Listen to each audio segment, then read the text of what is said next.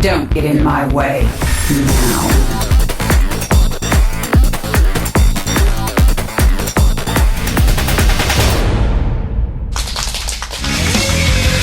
Welcome back to Season 3 of GSTL and our match here between LGIM and StarTale Quantic. Things are getting pretty heated. We're going to have an interview here with the coaches.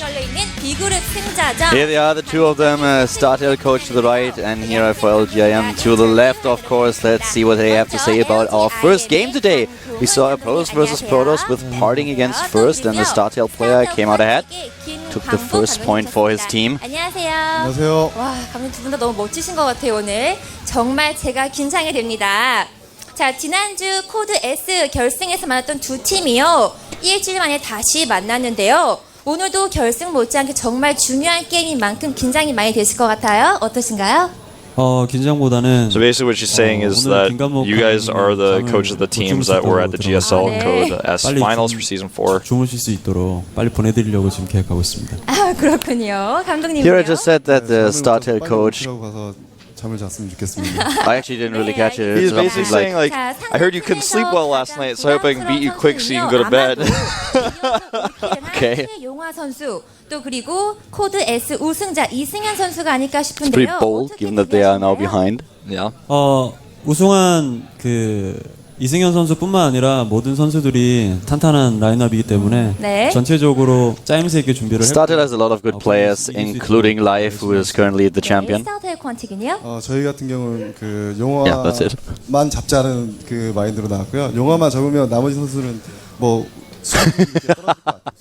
StarTale only prepared for Youngwa because he's doing so well. 감독님 또 And that's their only concern. LGIM에서요 두 번째 주자로 I guess 보니까요 that's why partying so well against first. She's playing cross versus cross only. 세 명을 잡으면 이제 코드 S도 진출하고 그래서 지금 요새 분위기가 좋아서 좀 쉽지는 않은 경기가 Yoda is going to be in Code S for next season, and he's currently doing really well. So it's not going to be an easy match for us coming up 이제 here. 시작이니까요.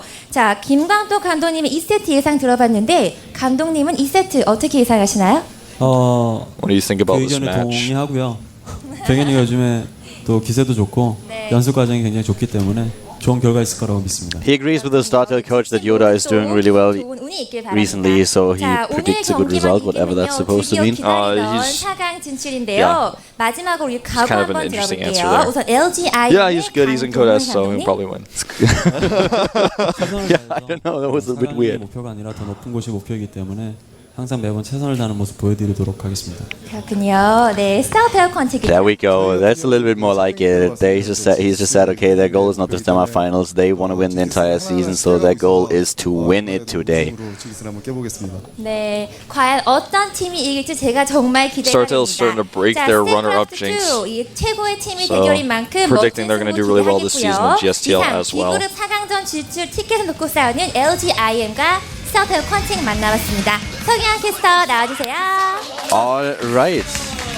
Oh, look at that. Let's be honest That for shot was so for a hot. second. That was a pretty uneventful interview. Yeah, well, it was just like, well, That was... Well, I he's think good. He's really good, and he's like, yeah, I think so I think you're good too. We want to win. Oh yeah, we want to win as well. And then that's it. That's actually your typical GSTL interview. Yeah, but you know, sometimes we have them just baiting each other a little bit Yeah, more. like the thing was he said friendly at the beginning, banter. I'm sure you prepared that Exactly. one. I heard you couldn't sleep last night, so... Okay, guys, we have Yoda against Parting Up. I'm still a little bit surprised that we see Yoda. Not that he's bad or anything. He's, of course, a great Terran player, but with the performance that we've seen yesterday from Happy, I expected Happy to come out against Protoss. He really prepared for the up-and-down matches against a lot of Protoss players, and so I thought he would be the one. On the other hand, which is, of course, always true, the first 2 or 3 players that you have in a team match are the ones that really prepared for the team match itself, where the coaches have their strategy completely mapped out. But I can understand the strategy of... basically of LGIM. And the map of choice is Grand Lagoon, a great map for Terran versus Protoss. And I'm wondering what Parting is going to do here, because he probably expected that they would send a Terran out on this map against him. Again, I thought it was going to be someone else like Happy or potentially someone like Dreamer TT, not so much Yoda. So we'll see what he's got prepared here. I'm sure he's practiced for this map, even though the StarTale coach is saying they only practice for Younghwa. That's obviously not true. I'm calling him a liar right now. I'm saying he's talking out of some other part of his body when he says that, man. That's just not true. Well done. Well, the map, do we have the map actually? Yeah. It is Grand Lagoon. Yeah, sorry, it was... Okay. I'm a little bit slow today, I need another coffee in the break, I guess. Yoda coming up against Parting. You're ready to go for the Terran versus Protoss. Let's see who wins game number 2.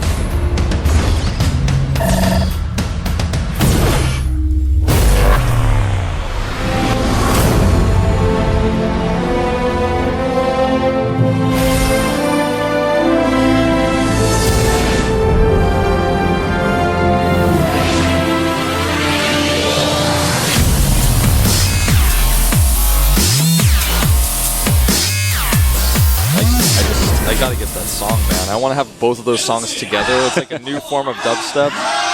Well, songs aside, we have a Terran versus Protoss on Grand Lagoon, and to the top right of the map we have the player starting for LGIM. It is... LGIM Yoda! Every single time I see his nickname, I get angry with myself, because I still didn't come up with a good Yoda pun. It's tough. Just I always forget about it as soon as I come home. I never really think about it later. Well, at the bottom left, cross position, of course, we have his opponent. Already with 1 win on the scoreboard for his team. It is a Protoss, and he is called... StarTale Parting! Codes player. Yeah, and was able to take out first. Now we may be able to take out one of the first Jedis ever to exist. Yeah, A for effort, but not really what I was looking for. No, I know it. You need to go for the voice impersonation as well. It's not the pun you're looking for.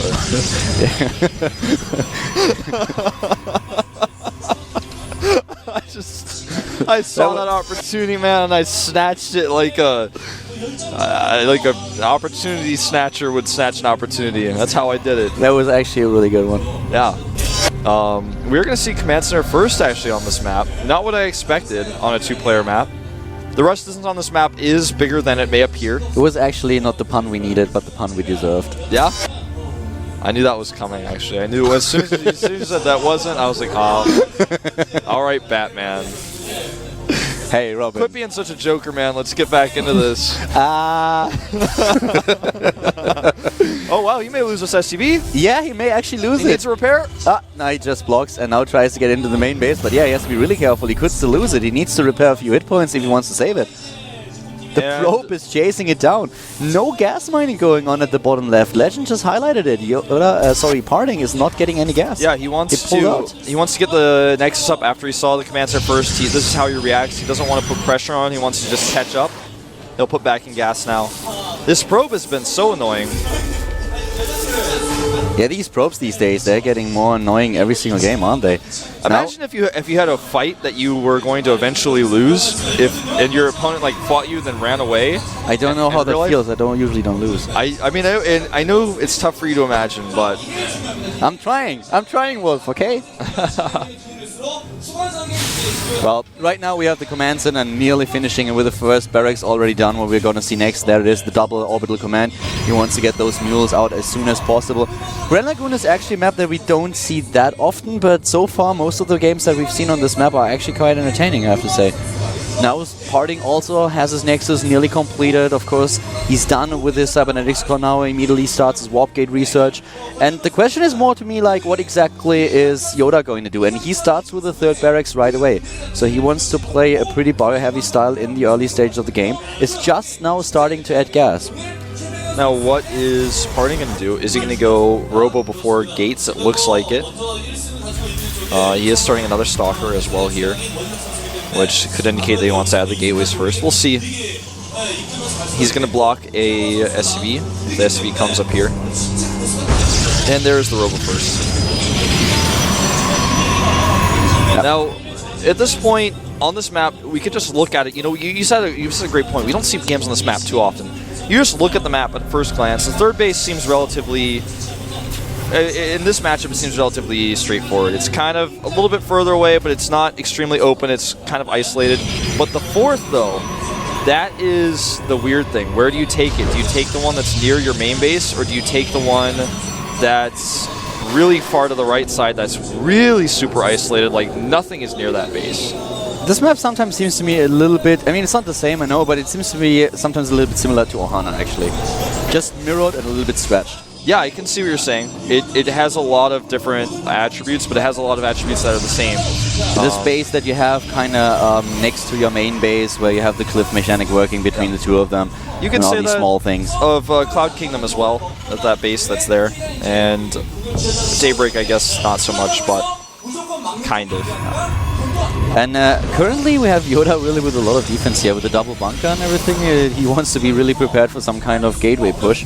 We have a really fast robotic support bait, though. Yeah. He's getting it before Warp Gate research is even done, as you can see.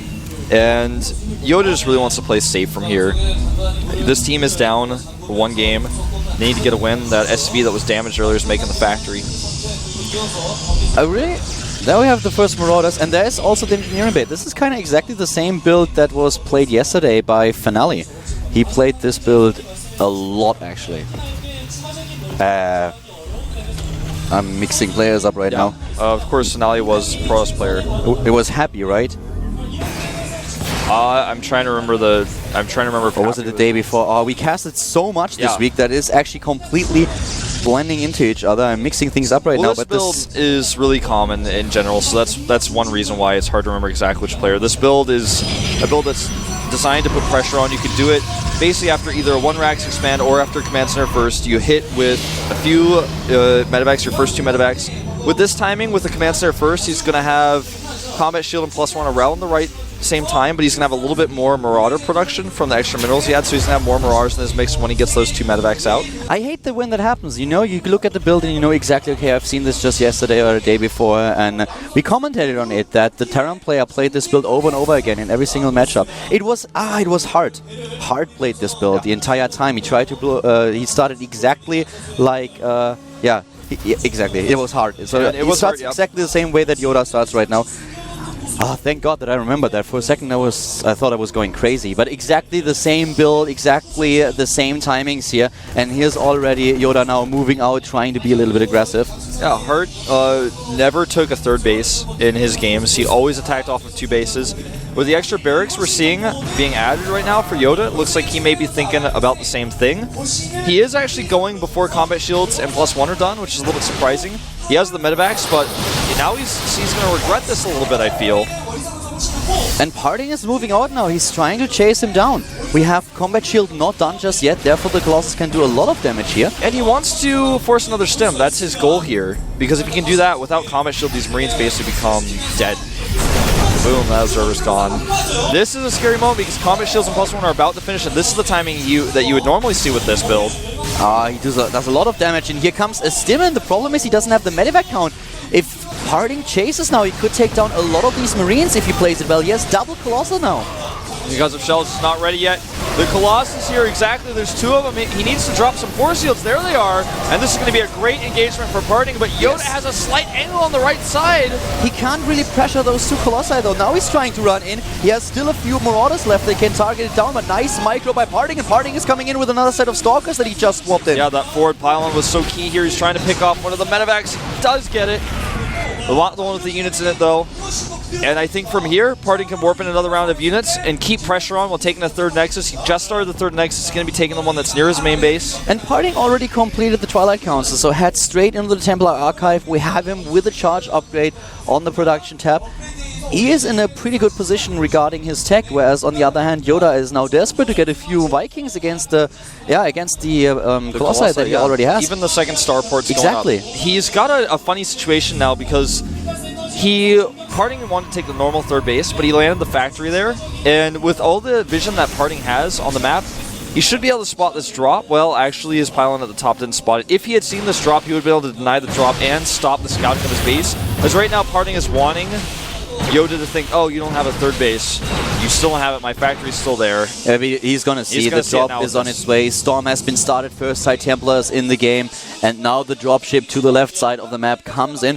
2 Marauders about to snatch one of those Stalkers. Oh, wow. He actually didn't see it, did he? Nope. But that was close. He's going to see the main base. He will see the forges. He will actually, if he targets, maybe be able to get one of these tech structures before their upgrade is done. If he kills the forge, nah, he's not even trying to. He didn't really focus. He could have killed the forge here and made sure that this upgrade is not going to get through. This is a funny situation in the middle of the map, though. I'm not sure if there's actually enough units to defend the Templar Archives. The problem is the drop in the main base. It's doing so much damage, and he doesn't have units to take it down. He doesn't. He stops targeting the Zealots here, and some probes come, and he fights. He's doing that same SCV pull that we saw from Hart yesterday, and it looks like he may have too much, though. Yeah, Parting is trying to defend against it, but he's losing the second Colossus, and all the Marauders are nearly gone. Finally, the Storm in the picture, and now, yes, Yoda has to back off here. He lost a lot. The army supply currently looking a little bit better for the Terran player, but Harding has the means of warping in additional units. He's at 900 minerals. He has a third base, and there are basically no SCVs left for Happy. He's doing the exact same build you talked about. You mentioned Hart did it in basically every game he played. Well, not basically. Every game he played against Prost, he did this exact same build. And the key here is that he was not able to kill a Temple Archives. If he killed that, which he almost did and could have done, then that Storm would have not have finished. Yeah, exactly. Then he doesn't have the Storm. He can't defend against it. And if you play this strategy, it's just this timing that you have where you pull your SCVs and you try to do damage when the Protoss player is weak. That's what he's trying to go for, but he missed his opportunity already. Yoda is trying to push in here, but Harding just has too much. GG. And Harding takes game number 2, starting on a little bit of a streak here. We'll see what he is going to do next, man. Yoda following a recipe, but in the end it was a recipe for disaster because he did not kill that Temple Archives in the main base. If he had focused a little bit better, Harding looks like he's about to fall over. What is that? He's posing next to the IM bench. Yeah, and MC doesn't seem too happy about it. He doesn't want it. He says, get out. There's a shot of Wolf's hair at the back. Yeah. But, well, Yoda wasn't too happy about what just happened. Let's see who LGIM puts next. What do you think? Do we see Happy now? No. Actually, it's going to be Lucira? I think it's going to be Lucira. That's exactly what I was going to say. Lucira, it's time for him to come out. There's still maps like Whirlwind, Abyssal City, good maps for a Zerg player, good maps for a Terran player. The map is in Tomb Valley. This is not a map you would send a Zerg out on. Unless you're crazy or you have a moon plan where you're like, I pick in Tomb Valley and I 6-pool you. And Entombed Valley is a map that I probably would have tried to save to counter life later on. We may actually see Happy. That may be who we see here. You know, I feel like the best case scenario today with MVP missing on the bench for LGIM in order to counter life would be Entombed Valley and Seed. He has pretty sick strategies on this map and really, really good timings that can pressure a Zerg player quite a lot. So that's actually what I've expected. Entombed Valley this early against the Protoss. It's a hard choice to make, though, to send one of your best players, one of your champion Seed out on a mirror matchup. Because what if something weird happens and he loses because of a build order choice he makes, or he gets caught out of position, or loses his observer or something? I don't expect Seed here. Oh, I thought you were saying you wanted to... No, against Life. That's like the perfect scenario for him. If Life is out, then you use Seed. Okay, now everything makes sense. Okay. Now I can see like the whole picture. Before I was looking Rufus at this... is looking at me and like, are you crazy? What is he babbling about? You know this impressionist style where if you look at the picture really closely, you're like, what is that? But then you stand back and you're like, ah, okay. Yeah, with the bunny and the woman or what that is. Okay. But, well... That's actually something completely different from what you were aiming for, but yeah, it's kind of the same thing in the end. It's kind of the same thing in the end, and I don't know who we're going to see here. This is just, it seems a bit odd. Like you said, this seems like the way to kill Life. Yeah. And if a StarTale player had picked it, it would have made sense to be like, oh, okay, yeah, now they can't use it against our player, but since he's up 2 games, he doesn't have the map choice, and this is the LG player's choice. Either way, StarTale is 2 points ahead of LGIM, so stuff's getting pretty serious for the Incredible Miracle team. They need someone to take out Parting, and they need him now. So who are they going to send out? I think it's Lucira, man, but I can't believe it. And it is him. He picks Entombed Valley against a Protoss. That is such a bold choice. Especially with maps like Abyssal City and Whirlwind still in the pool. Yeah, this is really interesting. The thing is also today, I think the only Zerg player that we're going to see from IM is Lucira. Yeah. So it's not like he's picking this so Nesty can go on this map later and not have to play a Protoss. Like, that's just not what's going on here. Lucira and his clicking on the keyboard is just so sick. By the way, there's a chat going on QuakeNet. If you go to TL-GSTL, you can join that channel and talk to a bunch of people who are watching this match right now. I recommend it. Highly recommend it. If you want to talk to people on the internet while you watch games. Because your friends didn't come because they're lame and you're at home right now and you're like, I want to talk to people about this sick match. I want to talk to people about they picked Lucira on the Tomb Valley. That's crazy. He really has to have some kind of strategy that he prepared specifically for Protoss because of this team match. This happened like once that a Zerg player chose this map against Protoss. Look at that keyboard angle from Lucira as well. That's really interesting. I wonder if he's actually going to play like that. I'm pretty sure he is. I'm just waiting for the Twitch. Wasn't Lucira the only player to beat Pro Gamer using only mouse on the televised game? I think he beat In Control with only mouse. Didn't that happen once? Lucira he's got fast hands, man. I wouldn't want to mess with him. I could rather see him defeat another player with only the keyboard. I wouldn't want to see him play that like typing game where you race to see who can type faster. I want to see how good he is at that. The thing about Parting is that he has these sick Immortal all-ins. He has the best timings for this push. And, well, if one player can take down a Zerg here with a good push, I think it's going to be Parting. So this is a very tough match for a Zerg player. Most of the Zerg players that Parting has faced in the recent past die to his Immortal pushes. Even on Abyssal City, we saw him do it against DRG. Parting is saying in chat that he thinks he's going to get the all-kill. He thinks it, man. Look at the win rate for Lucira here. It's 50%. Not too telling of much of anything here. It's all going to be about what strategy he chooses, and if I am a Parting, I am definitely going Forge first on this map. Not going to be going for the Nexus, not going to find myself playing any risky business against perhaps an early pool or some sort of early aggression with gas. Want to make sure I have my cannon on my wall up. You know what I'm currently doing? I'm going down the list for Parting, the games that he played, and trying to find a match that he lost against Zerg. Oh, I can't find one. I cannot find one. He's pretty strong right now against that race. His pushes, his timings, they are insane, and sending out Lucira, it sounds like, I don't know. If I didn't know here, I would say, man, the LGIM bench is on drugs or whatever, but no, they're definitely not. They have a plan here. Lucira has an idea of what to do. He wants to go against Parting, so this is going to be such an interesting game, I feel. The funny thing is that Lucira in the past, most of his games that he lost were against Protoss. He lost without winning a single map against Inori. He lost to First twice, LG Summer Arena and MLG Summer Championship. It is a little bit strange, man. You know what else is really strange is that Lucira has not really drastically changed his haircut in 2 seasons. I don't care about his haircut at all. I'm still blown away by the choice here. But he has to be confident. I mean, there's a reason why he's here. Yeah, there's definitely a reason. We're going to find the plan. We're going to see it unfold here on Tomb Valley. This is the GSTL Season 3 with Outdoor Ball.